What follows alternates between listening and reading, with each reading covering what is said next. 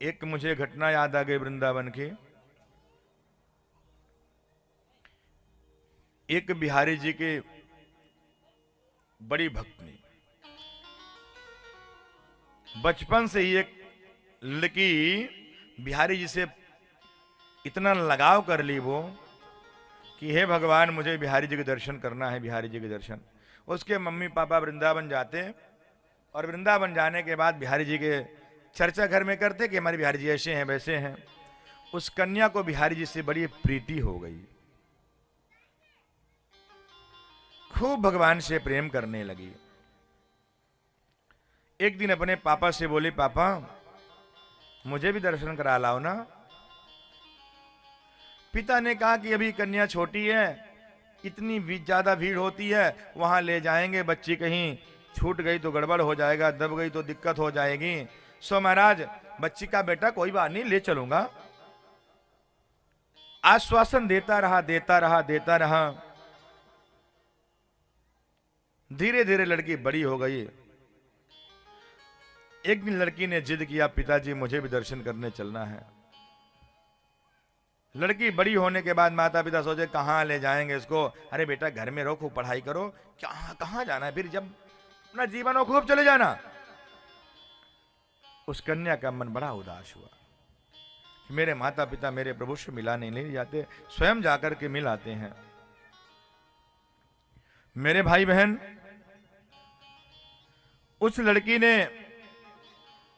बिहारी जी से प्रार्थना की, बिहारी जी बस आप ही मेरे हो, मुझे बुला लो, मैं आपके चरणों के दर्शन चाहती हूं। ये सच्ची घटना बता रहा हूं आपको। संयोग से लड़की 18 साल की हुई और उसका विवाह वृंदावन में एक गोस्वामी के साथ हो गया।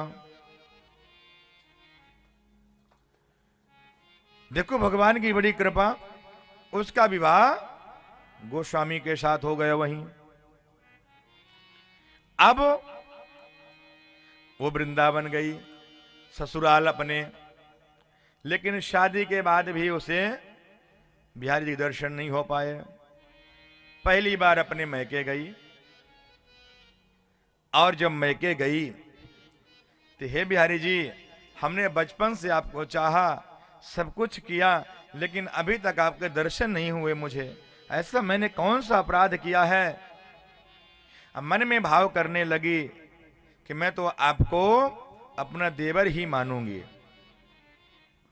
मैं आपको अपने पति से छोटा मानूंगी, आप मेरे देवर हुए और आप मेरे सच्चे देवर होंगे ना तो आप मुझे पक्का इस बार दर्शन देंगे।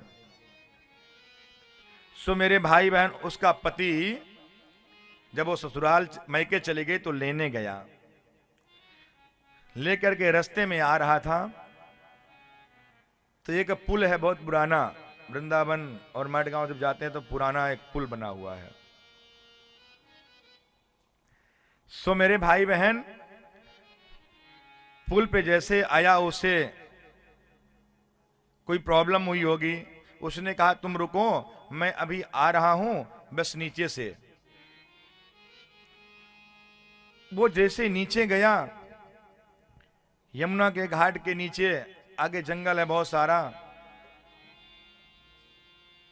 सो गया। सो वो लड़की जो है मन में विचार करने लगी, हे भगवान, आप मेरे यदि देवर होंगे तो पक्का है आज मेरे पास आएंगे, आज मुझे आपके दर्शन होंगे, आज मुझे आपके दर्शन होंगे। और वहीं पुल के समक्ष बैठ करके सोचने लगी, ब्रज में हमारे घूंघट की बड़ी प्रथा, इतना घूंघट आई इतनी लंबा। सो जैसे मन में विचार किया, इतने में बिहारी जी ने आकर के उसका घूंघट, भाभी भाभी भाभी 3 बार कहा,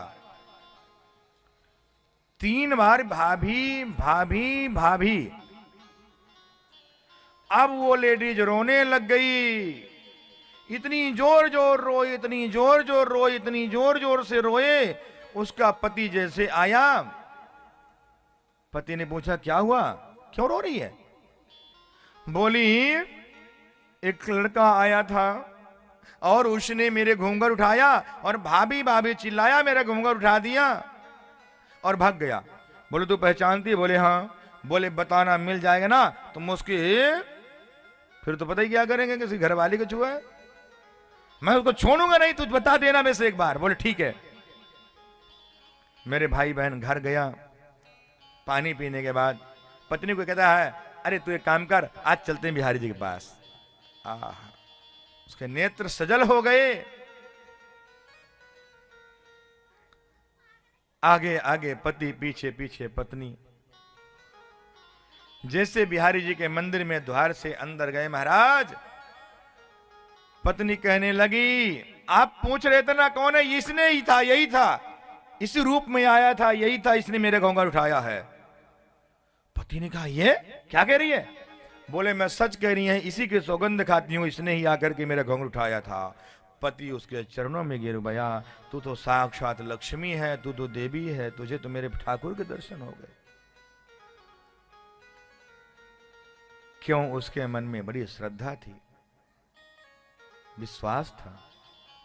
तो परमात्मा अभी भी है। हमारी दृष्टि में हमारी किस प्रकार से दृष्टि है, हमको किस प्रकार से देखना है, वो तो हमारी दृष्टि बताती है ना। भगवान कलिकाल में भी है।